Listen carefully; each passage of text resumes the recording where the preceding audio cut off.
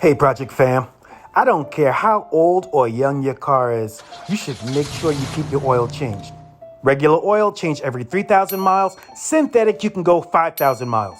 In between my oil changes, I gotta top it off because my car burns a little oil. And this is where it gets good. You go to add oil, you're looking around for a funnel, can't find a funnel, so you figure I would just try and, no, don't put the oil in, you're gonna spill. You're going to spill. Everybody spills. You will spill. And after you spill, your car will smoke like there's no tomorrow.